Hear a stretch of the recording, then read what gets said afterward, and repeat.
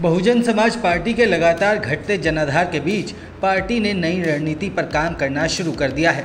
Party प्रमुख मायावती ने ऐलान किया है कि उनकी पार्टी राजस्थान, छत्तीसगढ़, मध्य प्रदेश और तेलंगाना जैसे राज्यों में होने वाले विधानसभा चुनावों के बाद सरकारों में शामिल होने पर विचार करेगी।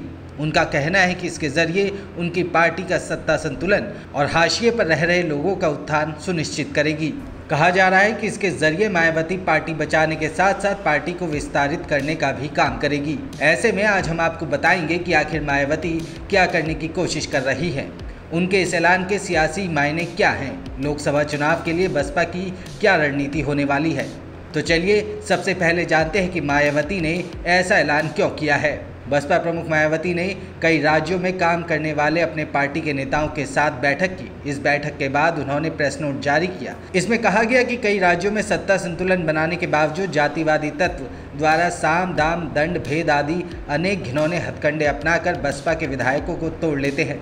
इससे जनता के साथ विश्वासघात करके घोर स्वार्थी जनविरोधी तत्व सत्ता पर काबिज हो जाते हैं। अगले विधानसभा चुनावों के बाद सत्ता संतुलन बनने की लोगों की चाहत के हिसाब से सरकार में शामिल होने पर विचार संभव है। बता दें कि साल के अंत में 5 राज्यों में विधानसभा चुनाव होने हैं। इनमें छत्तीसगढ़, राजस्थान, मध्य प्रदेश, तेलंगाना और मिजोरम शामिल हैं। तो चलिए अब बात करते हैं कि आखिर क्या करने की कोशिश कर रही है मायावती। बसपा लंबे समय से सत्ता से दूर है। पार्टी का जनाधार लगातार घटता जा रहा है। उत्तर प्रदेश के साथ ही राजस्थान, पंजाब, उत्तराखंड, छत्तीसगढ़ और मध्य प्रदेश जैसे राज्यों में भी बसपा का वोट बैंक गिरा है।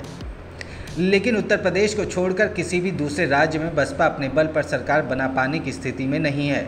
इसके चलते बसपा को विपक्ष में रहना पड़ता है। इस वजह से कई बार बसपा के विधायक और नेता पार्टी छोड़कर सत्ताधारी पार्टी में शामिल हो जाते हैं। इसका नुकसान बसपा को उठाना पड़ता है।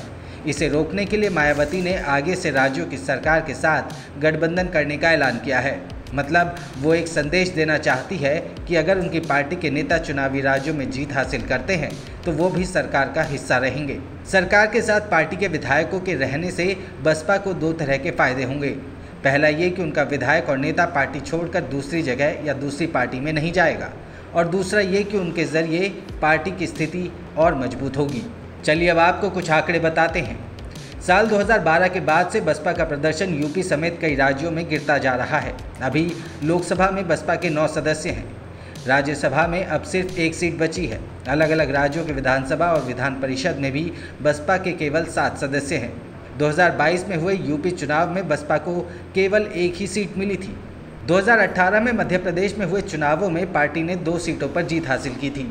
राजस्थान में 2018 में हुए चुनावों में बसपा के 6 उम्मीदवार चुनाव जीते थे। हालांकि बाद में सभी दल बदल कर कांग्रेस में चले गए। छत्तीसगढ़ में 2018 में हुए चुनाव में बसपा के 2 उम्मीदवार चुने गए थे। साल 2020 में बिहार विधानसभा चुनाव में बसपा के 1 उम्मीदवार को जीत मिली थी। दिल्ली, हरियाणा, झारखंड, हिमाचल के उपचुनावों में पार्टी का खाता खुल नहीं पाया था। राज्यों की सत्ताधारी पार्टी में शामिल होने के साथ ही बसपा ने एक और कदम उठाया है। बसपा ने बंद कमरों में जीत की रणनीति तैयार करनी शुरू कर दी है। बूथ स्तर पर कमेटियों के गठन के बाद पार्टी ने कैडर कैंप की शुरुआत कर दी है। इसमें नए जुड़े पदाधिकारियों और कार्यकर्ताओं को पार्टी की नीति से परिचित करवाने के साथ ही समाज से जोड़ने के गुण भी सिखाए जा रहे हैं। वहीं लोकसभा चुनावों की तैयारियों की भी चर्चा हो रही है। बसपा प्रमुख मायावती ने मई में समीक्षा कर नए सिरे से संगठन दुरुस्त करने के निर्देश दिए थे। तब 30 अगस्त तक बूथ स्तर तक कमेटियों के गठन और फिर 1 सितंबर से कैडर कैंप के निर्देश दिए थे। इसके बाद उन्होंने लोकसभा चुनाव समय से पहले होने की आशंका जताई और संगठन का काम 1 महीना पहले पूरा करने का निर्देश दिया। बसपा प्रमुख मायावती ने 30 जुलाई तक कमेटियों का गठन और उसके बाद अगस्त से कैडर कैंप शुरू करने के लिए कहा। फिलहाल मायावती खुद दिल्ली में रहकर दूसरे राज्यों की समीक्षा कर रही है। इस बीच उनके निर्देश से जहां कमेटियों का गठन हो चुका है वहां पर कैडर कैंप शुरू कर दिए गए हैं। इसके साथ ही बसपा एक और रणनीति पर काम कर रही है। प्रदेश पदाधिकारियों और जोन मंडल इंचार्जों की अगुवाई में कैडर बैठकें शुरू की गई हैं। साफ निर्देश दिए गए हैं कि बैठकें खुले में ना की जाए। बंद स्थान या कैडर कैंप हो या हॉल ना होने पर पंडाल बनाए जाए और वो चौतरफा घिरे हों। क्षेत्रफल के हिसाब से हर विधानसभा में 2 से 4 कैडर कैंप आयोजित करने के लिए कहा गया है। इसमें बूथ और सेक्टर स्तर पर पदाधिकारियों और पूर्व पदाधिकारियों और पार्टी के पुराने नेता और कर्मठ कार्यकर्ताओं को ही बुलाया जा रहा है। बसपा के एक नेता ने बताया कि कैडर कैंप में मिशन को खड़ा करने वाले महापुरुषों और पार्टी के नेताओं के बारे में बताया जा रहा है कि सत्ता हासिल करना कितना ज़रूरी है, बसपा ही क्यों ज़रूरी है, फिलहाल पार्टी की क्या नीति है और पार्टी सुप्रीमो के क्या निर्देश हैं। पदाधिकारियों को उनकी ताकत का एहसास करवाते हुए कहा जा रहा है कि यहाँ से एक एक पदाधिकारी को अपने जैसे 100 लोग तैयार करने होंगे। मायावती ने हाल ही में कहा कि पहले कमज़ोर वर्ग के तबकों को खुद का गठबंधन तैयार करना होगा। इसे कोट करते हुए बताया जा रहा है कि समाज के सभी वर्गों को मजबूती से जोड़ने की कोशिश की जा रही है। फिलहाल के लिए इतना ही।